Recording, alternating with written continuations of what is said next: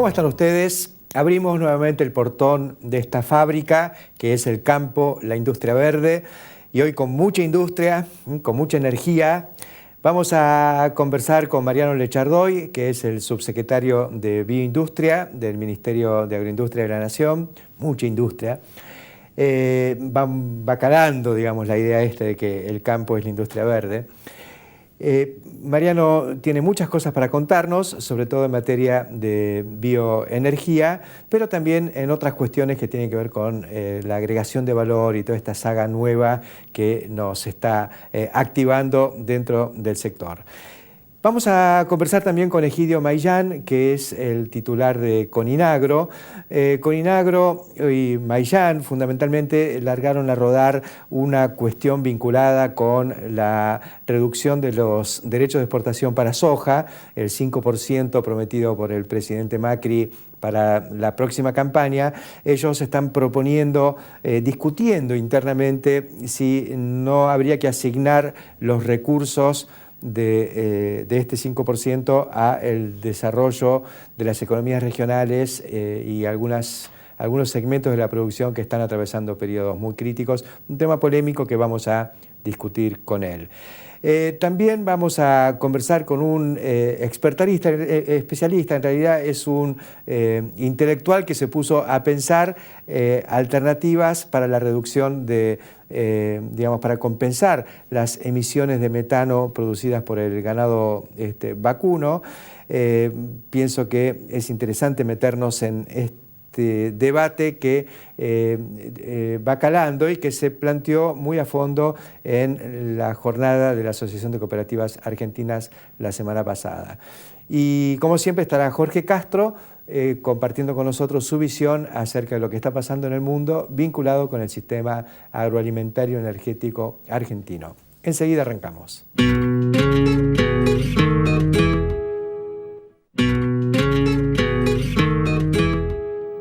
Iniciamos esta edición de El Campo, la Industria Verde, conversando con el subsecretario de Bioindustria.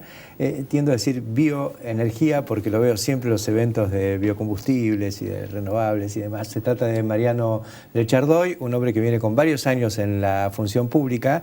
Yo diría que es parte de la pesada herencia que tuvo que recibir el Ministerio de Agricultura. Pero realmente un tipo interesante y queríamos ponerlo un poco en sociedad a través de nuestro programa. Mariano, ¿qué es esto de la Subsecretaría de Bioindustria? Bueno, primero muchas gracias por invitarme. La verdad es que es un programa que sigo, como dicen todos los cholulos de la tele, ¿no? Pero es un programa que sigo y además te sigo siempre en tus columnas. Y veo que vos fuiste uno de los pioneros en este sentido del campo en la industria verde, ¿no?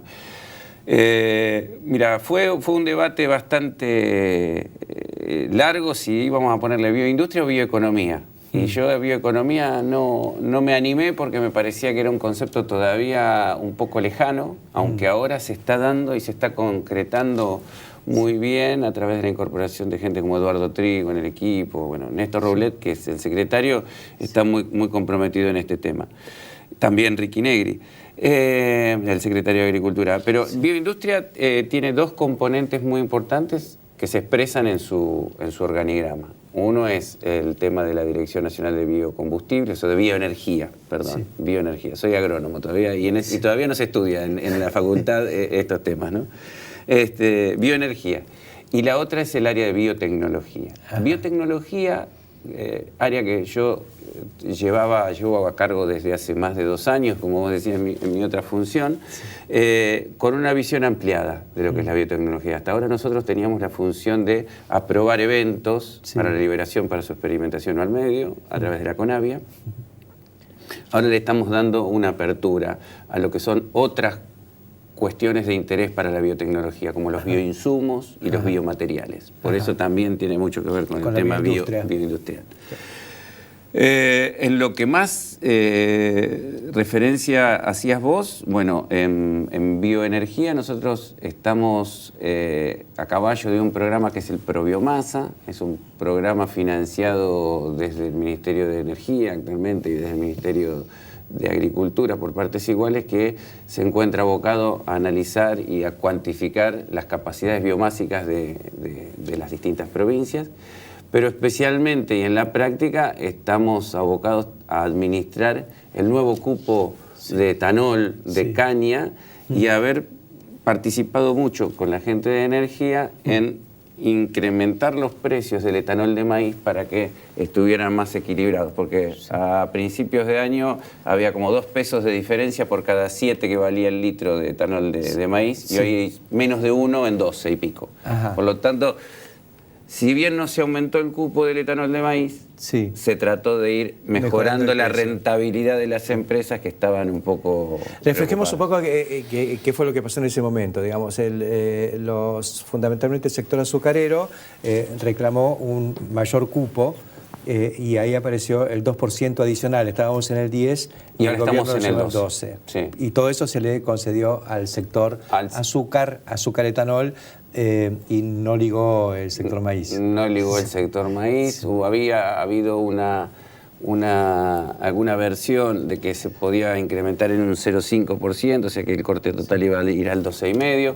Hubo inconvenientes de logística de las petroleras y también de ajustes en la afinación, la puesta a punto de los autos. Pero ahora se está hablando mucho de ir aumentando el corte. Pero la idea nuestra es ir hacia un corte del 25% directamente. Pasar del 12%. ¿Quién es nosotros? Nosotros es el Ministerio de Agroindustria, Ministerio de Energía, Ambiente y Producción. ¿El Ministerio de Energía está de acuerdo con esto? El Ministerio de Energía está estando de acuerdo con esto, sí. Estaría estando. Estaría estando. La semana que viene tenemos una mesa de diálogo encabezada por Pablo Popic, que es mi par en energía. Con él trabajamos muy bien, y también con el secretario Sureda, que es el par de Néstor, en la distribución del cupo del 20% adicional que le tocó a la caña. Una mesa muy complicada que hoy está en cabeza de Agroindustria, que se llama la Mesa Sucro-Alcoholera, y que es la expresión, si vos querés, más típica de lo que debería ser un enfoque de bioeconomía, porque es una parte de la industria produce alimentos, energía para las personas, otra parte produce energía para los coches, y hay otra parte que es cogeneración de energía para la biomasa, digamos. La biomasa, el trash y todo esto, y el bagazo, para generar la energía necesaria para mover la planta, pero además grandes proyectos de inversión para colgarlo a la red. Está bien. Igualmente, a veces se hace una dicotomía y se ve esta cuestión de lo que va a alimentos y lo que va a combustibles. En el caso del maíz hay una parte que va del grano, digamos, que va a energía, y otra parte que va a la alimentación animal. Hay un ejemplo de proyectos de una empresa que no voy a comentar para no hacer publicidad, digamos, pero una empresa que ha desarrollado una tecnología que integra a un feedlot de ganado de más o menos, los números son más o menos así, después ya me corregirá alguno, pero son 2.000 hectáreas de maíz, 2.000 novillos, una planta de $2 millones para producir etanol hidratado. Que si esa planta de alcohol hidratado, dije etanol, alcohol hidratado, etanol hidratado, está en red con otras, se puede administrar desde una central y los costos operativos son los mismos que los de la escala. Con las ventajas de que el maíz no sale del predio y el etanol no vuelve a entrar.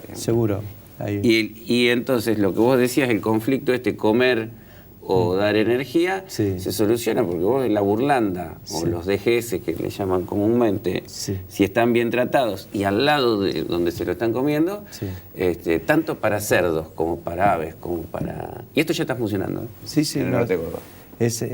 Son cosas que están funcionando. Yo creo conocer al proveedor de esas plantitas, que es un hombre que también produce alcohol para las farmacias, Fernet para la mesa de los argentinos. Y lo más importante de eso es que también ellos están planteando producir las máquinas para exportarlas al Mercosur.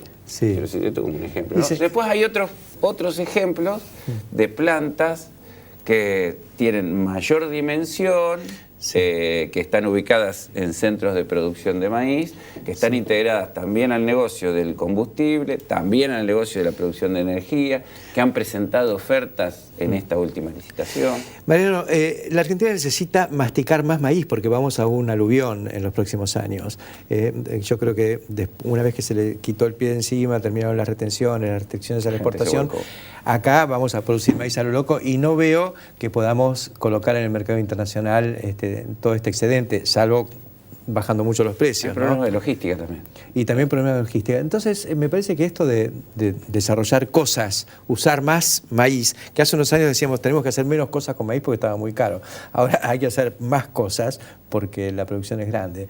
Y dentro de eso, creo que el estímulo al desarrollo del etanol es algo que es casi natural, ¿no? Hay otro proyecto muy interesante para comentar que todavía está en una fase preliminar, que la gente de Maizar está viéndolo, la gente de CADER, la Cámara de Energías Renovables, que es 1000 plantas de bioetanol, de biogás, perdón, de biogás en base a maíz para también abastecer o los consumos locales.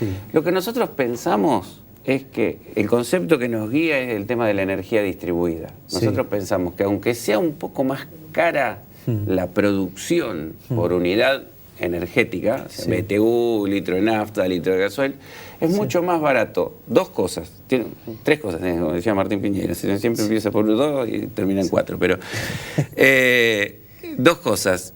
Una, evitas el transporte del maíz al lugar donde se pueda o industrializar o vender al exterior.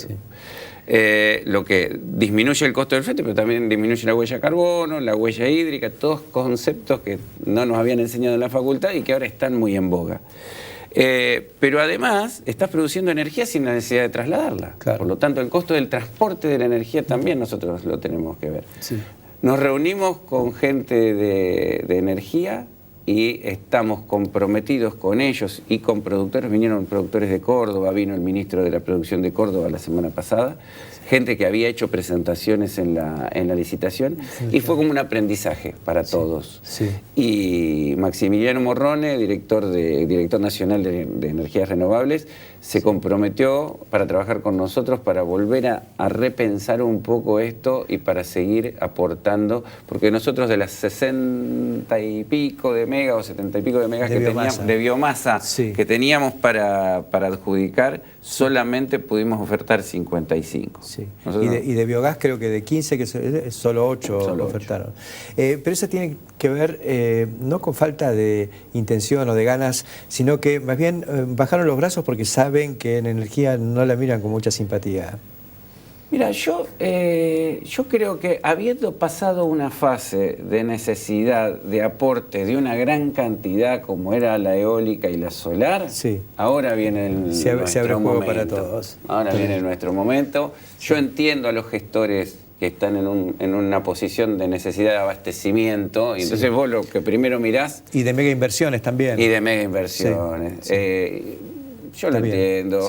Era un momento, es muy complicado abrir una licitación de este tipo y entiendo que había necesidades. Lo que nosotros tenemos que venir ahora a plantear y a que nos escuchen es, primero, no vamos a mover la aguja en estos temas en grandes números, pero sí, en grandes números de abastecimiento, pero sí la vamos a mover en términos de empleo, en términos de inversión genuina en el interior y en términos de valor agregado y disminución de costos en la materia prima. Y sacar mercadería del mercado internacional, donde la Argentina es un jugador importante y incide en los precios. Otro proyecto interesante que nosotros estamos llevando adelante es con las cámaras de extrusores de soja. Nosotros conocemos que este fue un proyecto muy estimulado, muy incentivado y promovido desde el INTA Manfredi, gente con la cual tenemos una gran relación desde hace años. El gran Mario Bragaccini. El gran Mario Bragaccini, que está volviendo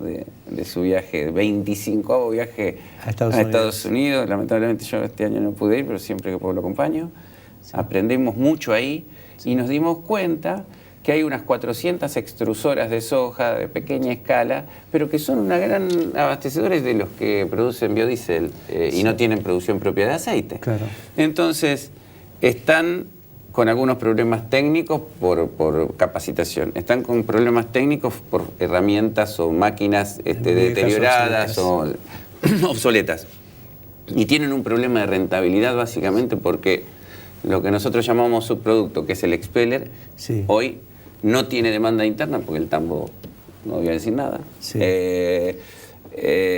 Y el mercado internacional se les quedó complicado porque tienen un 27% de retención. Claro. Estamos trabajando, yo no sé qué me va a decir Alfonso, por ahí nos dicen que no, pero estamos trabajando para llevar ese nivel de derechos de exportación al 20% sí, para estas plantas, para este tipo de extrusado, sí, que sería comparable con otros productos proteicos de valor agregado para raciones. Sí.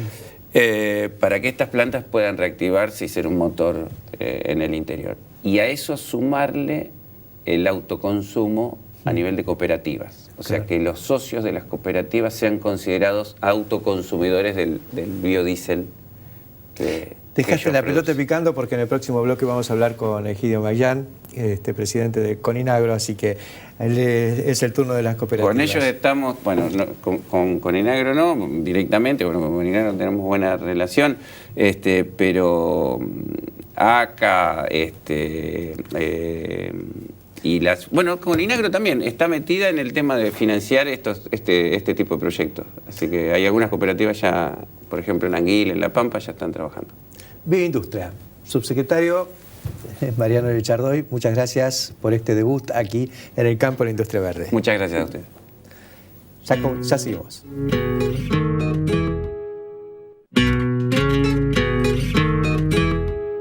Continuamos en el campo, la industria verde. Recién hablábamos que Mariano Lechardoy le había dejado la pelota picando al cooperativismo. Estamos con Egidio Mayán, es el presidente de Coninagro. ¿Presidente, director ejecutivo? Sí, presidente. Presidente. Sí. Mayán, ¿de dónde es usted? Oriundo de Necochea, sudeste de la provincia de Buenos Aires. Nos invaden los necocheenses. Nos han abierto las tranqueras ahora. Sí, ahora sí. Está bien. No, productor de base, como le llamamos nosotros, triguero mixto y de una gran cooperativa, ¿no? La General Necochea, una de las cooperativas. Fantástica cooperativa. De las primeras del grupo de ACA, y un orgullo por venir de ahí, donde me formaron, y bueno, el destino quiso que fuera avanzando, es decir, fui presidente de mi cooperativa, fui representante de las cooperativas de esa región acá en ACA. El destino quiso que cayera en mí la presidencia de ACA por un periodo y los más difíciles, ¿no? Me quedó un recuerdo inolvidable, 2008, 2009. Me tocó presidir acá y sí, bueno, vine a ayudar acá con Coninagro y también en forma inesperada. Algo habrá hecho, viniendo de acá además. La cooperativa de Necochea es también socia de ACA Bio. Sí, sí, sí. Es increíble como los productores de Necochea, que no tienen nada que ver con el maíz para destino etanol, son socios de este negocio. Ese es el cooperativismo, ¿no? Sí, usted sabe, ingeniero, que ya en los años 2007, 2008, 2009, cuando estábamos en ACA, recién con Mariano usted estaba hablando de esas mini plantas, extrusados y todo lo más. Ya en aquellos años hablábamos de que era una salida de terminar. Es decir, no está mal ser productor de materia prima, porque atrás de un grano de trigo hay una enorme cantidad de cosas. No es que en trigo debemos industrializar todo. No, no, está muy bien industrializar.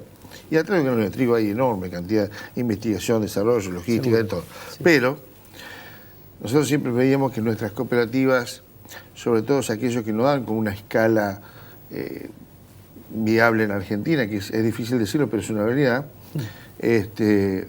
industrializar en mediana o pequeña y gran escala, en buscarle la vuelta. Trabajábamos en eso. Las pequeñas escalas en esos años tuvieron serios problemas, ustedes lo hablaron recién, y ACA encontró un camino, ¿no? El camino de ser bueno desde ACA. Quizá este es el camino, este es el modelo Se puede tener tecnología, escala, dimensión, tamaño, capacidad comercial, todo asociándose. Ustedes vieron a Cabillo, Yanquetruz, y vamos por más quizá. Qué bárbaro. En estos días hay bastante ruido con esta cuestión de la reducción o no del 5% de las retenciones de soja prometidas para la campaña 2017. Yo he visto que en algunos sectores del ruralismo y me parece que también del cooperativismo de Coninagro, se le ha abierto una especie de carta de crédito al gobierno diciéndole, bueno, si hay que poner el hombro, lo ponemos. ¿Cómo sería eso? ¿Cuál es la...? Sí, precisamente eso fue lo que dije, ¿no?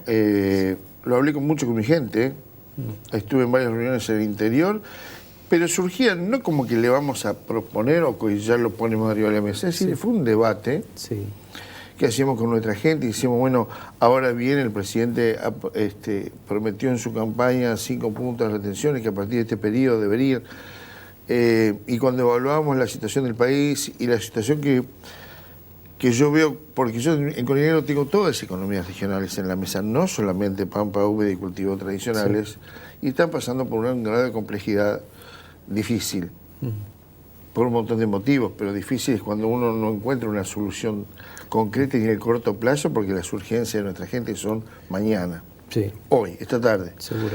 Entonces dijimos, bueno, 5 puntos, está claro, yo lo tengo muy claro que no comulgo con los impuestos a las exportaciones hay que incentivarlas, no multarlas o gravarlas. Seguro. Pero cuando se pueda. Este es un país que tenemos un barullo interno muy considerable. Profundo, muy considerable. Y honestamente es cierto que en el NOA, por ejemplo, bajar soja, el NOA Rosario, el flete. Bueno, pero trabajemos sobre el flete, entonces si el problema es el flete. Porque también algún palo voy a recibir cuando dije esto, no, pero 5 puntos a las retenciones en esta coyuntura, ayudamos a mucha gente y gran parte a veces en otras regiones estos 5 puntos muchos van a un contrato de alquiler. Entonces, digamos, si podemos pasar un periodo y ayudar a más gente, seguro, que la base de gente en marcha y de campo en marcha sea un poco más amplia. El tema sería cómo hacer para que ese sacrificio, digamos, de renta por parte de los sectores que realmente están pudiendo tener rentabilidad, se concentre en esta gente o en estos núcleos que ustedes quieren ayudar y que no vaya a rentas generales. Porque si al final eso es para pagar la luz de los porteños... Eso es lo que decimos, decir, si esto sirve, si esto sirve para que esos sectores puedan ponerse en marcha, porque poner en marcha esos sectores, por ejemplo, el gran tema lechería, pero tengo el mismo problema con los frutihorticultores del Alto Valle, tengo las cooperativas ahí, las cooperativas yerbateras, las arroceras, la vitivinicultura de Mendoza, yo tengo las algodoneras del Chaco, no es un problema el algodón, es un problema toda esa región, y en esas cooperativas y detrás de esas producciones hay mucha gente, muchísima gente. Sí, por supuesto. Ahora, un 5% son entre 800 y 1.000 millones de dólares, es un montón de plata. Yo creo que con esa plata, digamos, sobra para, por lo menos para tirar un puente e ir resolviendo los problemas a largo plazo, porque va a haber que hacer reformas estructurales en todas esas actividades. Exacto. ¿No? Sí, claro. Lo veo a diario. Somos muy también autocríticos cuando miramos nosotros en el cooperativismo empresario miramos bien las soluciones, búsqueda de soluciones, búsqueda de viabilidad, no búsqueda de subsidios. Una cosa es financiamiento, otra cosa es el subsidio. Nosotros el subsidio no lo usamos, porque en eso somos duros. Ustedes nos conocen. Bueno, pero por ejemplo, en el tema energético es claramente, digamos, si no va a tarifa, va a subsidio, ¿no es cierto? Entonces, acá también, digamos, si no va a competitividad del sector, va a subsidios. Nuestro sector lo que necesita es reestructurar varias cuestiones, pero sobre todo, y que usted recién lo mencionó, el tema de competitividad. Tenemos en Argentina muchos problemas internos que resolver. Más allá del dólar, digamos. Exacto, porque no caer en el facilismo de decir, con este tipo de cambio no me cierra. Seguro que es así. Sí. Muchos de los sectores exportadores le van a decir eso y otros quizás no han desembarcado porque están esperando o necesitan eso, seguramente. Pero no soy ministro de Economía, es una responsabilidad de mi parte hablar de dólar o de tasa, pero lo vivo a diario, algo lo vemos.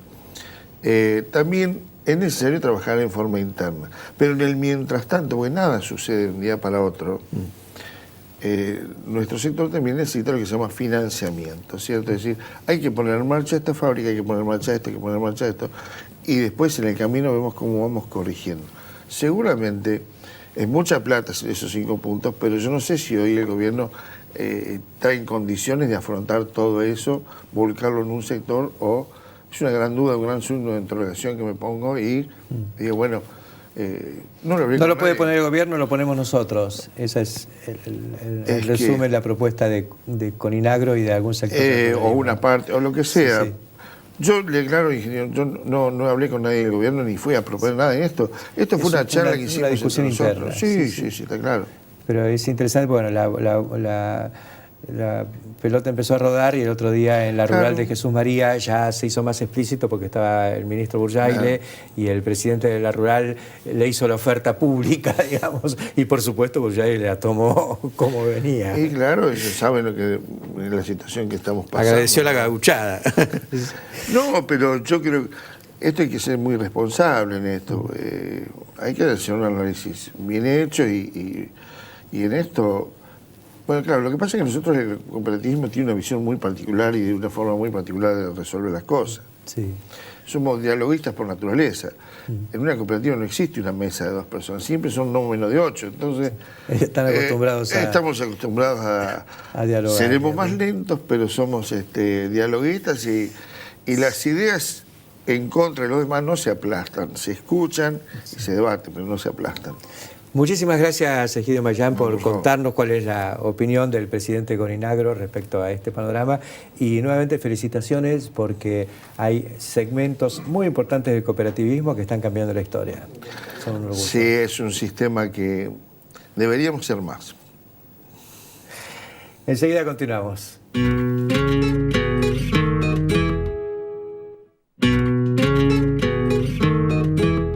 Continuamos en el campo, la industria verde.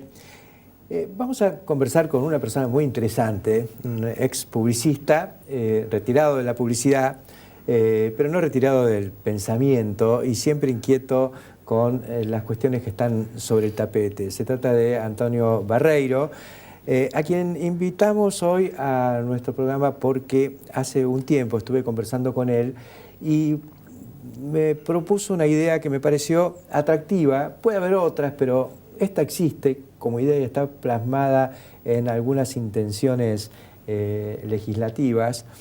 Y tiene que ver con esta cuestión de toda la complicación climática a través del dióxido de carbono y el metano, en este caso el metano producido por el ganado vacuno. Y de eso se trata lo que vamos a hablar. Antonio, esto se conversó la semana pasada mucho en un evento, en un congreso que se llama Valor Ganadero de la Asociación de Cooperativas Argentinas en Rosario. Tuvo permanentemente la cuestión del metano sobre el tapete. ¿Por qué no nos cuenta cuál es su visión y su idea? ¿Cómo no? Yo, detrás de antecedentes de estudiante de agronomía, sin recibirme, pero con muchos años cruzados, siempre he puesto mucho la atención sobre aspectos relacionados con el campo. Y en este caso especialmente con la ganadería. La ganadería tiene fama en el mundo, en la carne, pero la ganadería también. Sí. Y yo creo, mi simple idea tiene que ver con la posibilidad de liderar, según lo que yo he visto o averiguado hasta ahora, liderar en el mundo una acción directa sobre la captación del metano, mejor dicho, sobre la captación del dióxido de carbono en términos relacionados con la cantidad de metano que emiten los vacunos, con una acción en el campo, no con una acción forestadora, digamos, como ya existe, porque existen los bonos de carbono, etcétera, que por la captación de dióxido de carbono se venden como para que alguien se sienta mejor comprando los bonos de carbono, digamos, y cumpliendo con las leyes, por la captación que hacen de dióxido de carbono. Todo esto relacionado, obviamente, con ese efecto invernadero que provoca el calentamiento global. La cosa es así, es sencillo. Voy a empezar por el final. Y el final es que solo con 19 árboles por vacuno que existan en los campos ganaderos, se compensa no menos del 10% del metano emitido por un vacuno. Ajá. Se pueden hacer las cuentas, que si 100 hectáreas, cuánto, que si 100 vacunos son 1000, etcétera, etcétera. 19 árboles. 19 árboles por vacuno. Eso compensa, no compensaría, compensa. Porque desde el punto de vista técnico está todo probado.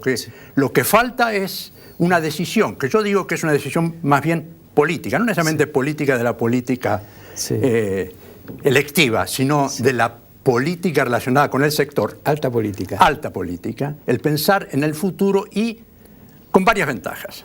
Uno podría decir, hay 1 millón de hectáreas disponibles para forestación en la Argentina. Es más o menos lo que significaría que todos los vacunos de la Argentina tuvieran sus 19 árboles por hectárea, pensando en 50 millones de cabezas. Entonces, con 1 millón de hectáreas forestadas, resolvemos las emisiones o compensamos las emisiones de metano hasta el 10% de todo el stock ganadero. Uno podría decir, bueno, hago un plan, foresto 100.000 hectáreas, y etcétera, etcétera. Esto va en una forma más, ¿cómo puedo decir? Más cercano a la realidad, más cercano a la explotación, más cercano al hombre, más cercano al campo, digamos. No estoy pensando en la forestación, estoy pensando en la ganadería. Y que cada productor plante sus 19. Yo diría, claro, punto. Cada productor estaría plantando en forma sencilla. No diría, ir a comprar los árboles, etcétera, etcétera. Hay que organizar algo como para que haya disponibilidad de 19 árboles por cada vacuno, y hay que trabajar, hay que mirar cifras. Yo la estuve revisando por arriba porque, en fin, excede mi esfuerzo personal. ¿Y cómo pensó que se puede instrumentar esto? Sí, cómo no. Mi punto de vista es que, tomada la decisión de que sí, se puede, los técnicos que yo consulté, todos me dicen sí. Nadie me dijo, no, esto es una tontería. Es una cuestión de logística.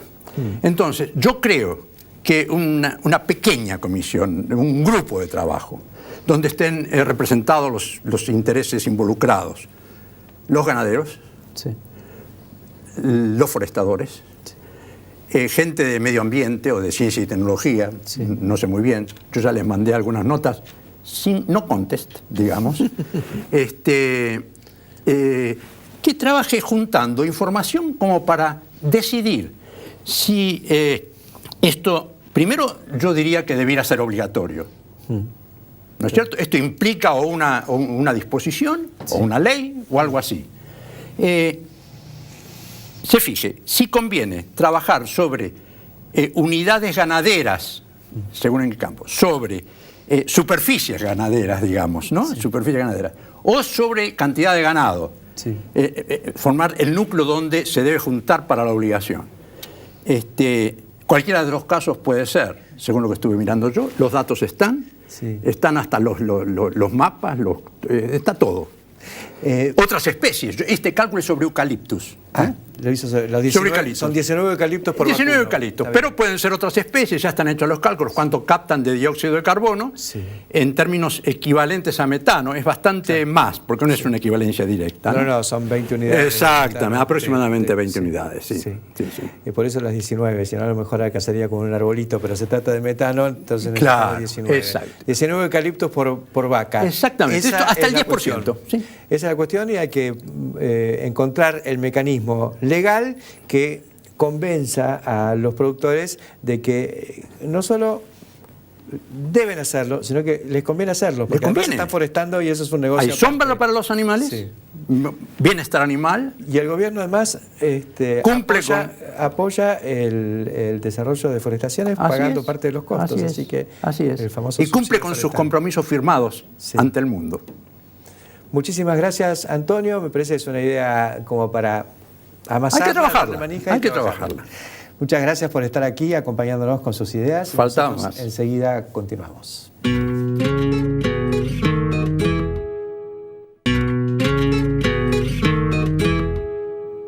Continuamos en el campo de la industria verde, ahora con Jorge Castro y el espacio que compartimos habitualmente.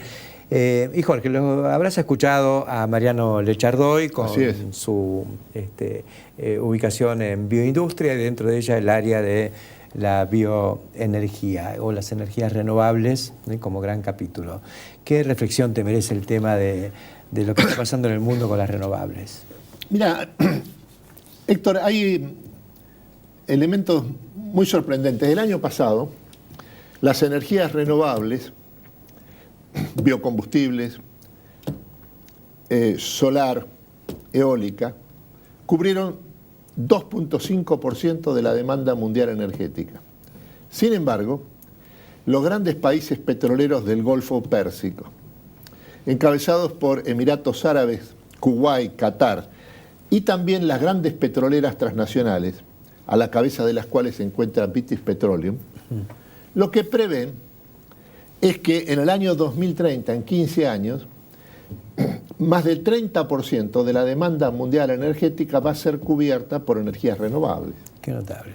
Es así, yo sé que la gente de la Total francesa, son, además de proveedores de biocombustibles en gran escala, para aviación, creo que son uno de los mayores fabricantes de paneles solares del mundo. Exactamente. Así que ya han entrado en la nueva Además, ola. los países petroleros del Golfo que sostienen esto son los que están a la cabeza, liderados por Arabia Saudita, de la producción de combustibles fósiles en el mundo, por definición. Pero lo que prevén es que hay un ciclo que ha terminado históricamente y otro ciclo ya ha comenzado.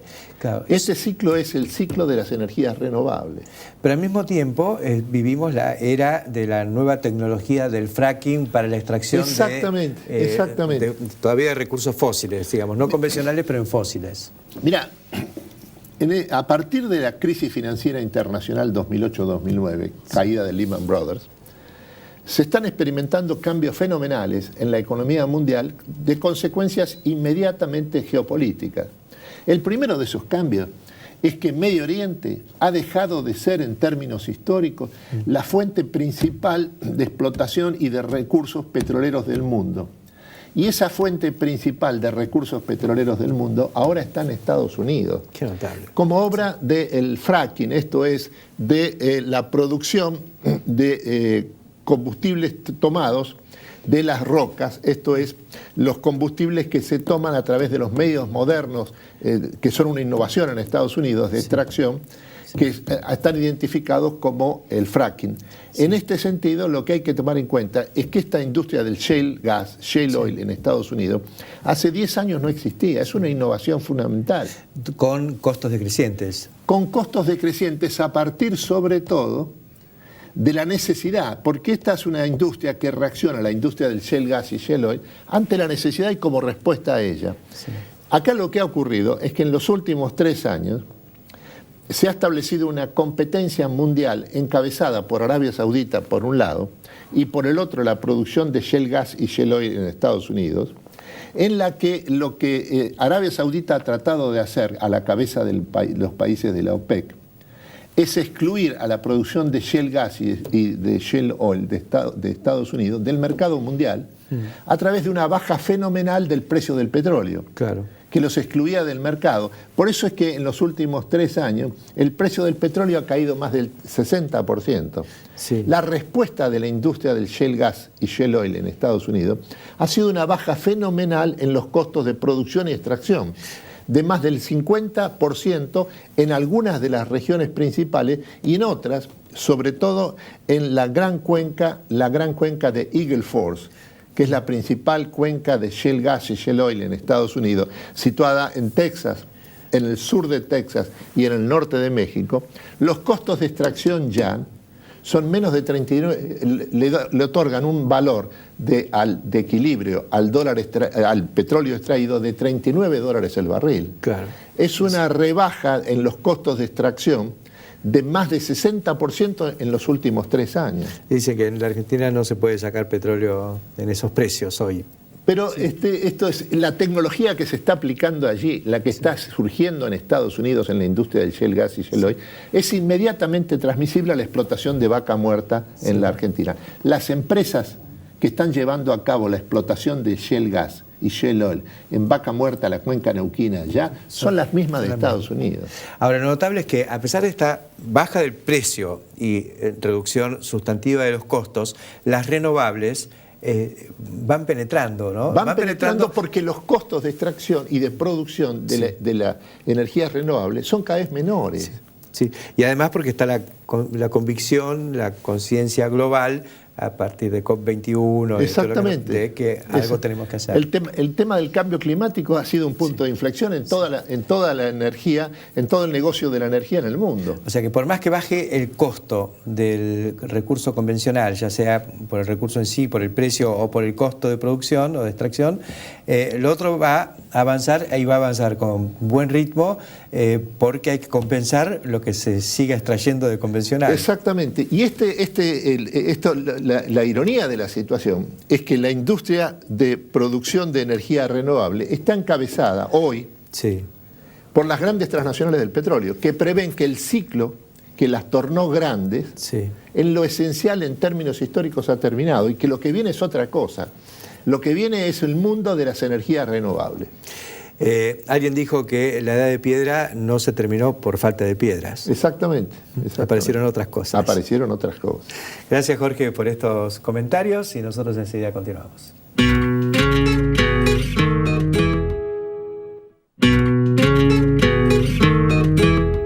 Como reflexión final en esta edición tan rica en información y en matices en el campo de la industria verde, quería plantear nuevamente lo que conversábamos con Egidio Maillán, que es esta cuestión de la reducción, sí o no, de ese 5% de los derechos de exportación para la soja.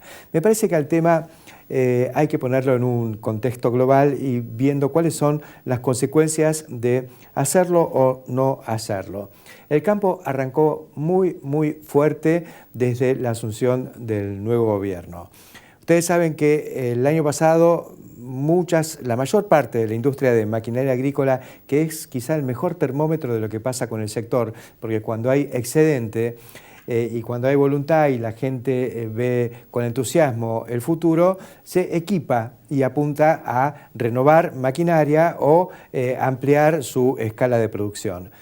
El año pasado, empresas de primerísima línea como Agrometal, uno de los líderes indiscutidos en sembradoras de siembra directa, de última tecnología, con grandes esfuerzos de desarrollo en los últimos años, estaba al borde del cierre. Estaba en una situación muy crítica y una expresión de ello era que la acción en la bolsa se había derrumbado, valía menos de 2 pesos, un 80 y pico. Arrancó. En Expoagro ya hubo indicios de que la cosa empezaba a caminar con otro ritmo. Hoy la acción vale 18 pesos. La información que hemos recabado dice que la empresa ya no tiene capacidad para meter más horas extras porque físicamente no da, y la solución que encontraron fue suspender las ventas porque ya se iban demasiado lejos y fuera de temporada. Esto está pasando. Otras empresas, también estimuladas por este desarrollo, se activaron en todos los niveles, están exportando. Me encontré el otro día con un contador muy importante que asesora varias empresas del rubro y de otros rubros también, que compañías del interior están poniendo avisos en Rosario para conseguir gente allí y llevarla a las ciudades del interior donde están las plantas. Esto está pasando y es consecuencia de los nuevos aires que se viven desde el 10 de diciembre del 2015. Y tiene que ver eso muchísimo con aquel mensaje, con el mensaje de la reducción de los derechos de exportación para la soja y la eliminación lisa y llana de restricciones y derechos de exportación para trigo, maíz, girasol y otros granos. Esto produjo un impulso muy fuerte.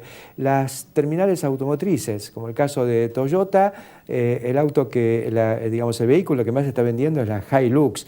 El auto que más se vende en la Argentina es un auto mediano, digamos, un auto pequeño de bajo precio, pero el segundo es la camioneta, y la camioneta Hilux. O sea, es impresionante lo que arrastra la actividad agropecuaria. Esto es querer o reventar. Pasó en el 2002, cuando el país se caía a pedazos con una crisis fenomenal y bastó que llegara la cosecha para que todo empezara a arrancar, e incluso en la industria automotriz, que luego fue un poco líder de todo el desarrollo industrial que hubo durante la década pasada. Entonces, me parece que es muy importante tener en cuenta que cuando uno toma una medida de estas, porque hay requerimientos fiscales, porque no salió bien lo de las tarifas eléctricas, ¿no? Terminamos sacándole al sector agroindustrial, al agro, fundamentalmente en este caso al productor de soja, para trasladarlo a subsidios seguramente de otras actividades y en muchos casos también del consumo de quien no lo necesita. Me parece que lo que propone Coninagro es razonable, puede ser una mecánica interna donde el sector está tratando de resolver problemas de regiones o de otras actividades. Es polémico, es cuestionable, no me gusta demasiado, pero tendría más sentido que la cosa se oriente para ese lado, que de todas maneras pertenece al segmento agroindustrial, que ya sabemos todo lo que significa para el interior y también para la competitividad futura de esos sectores, se puede hacer y sería tolerable. De todas maneras, me parece que debiera haber mecanismos más plausibles donde si el que tiene que poner ese sector soja, por lo menos que se la pidan prestada. Hasta la semana que viene.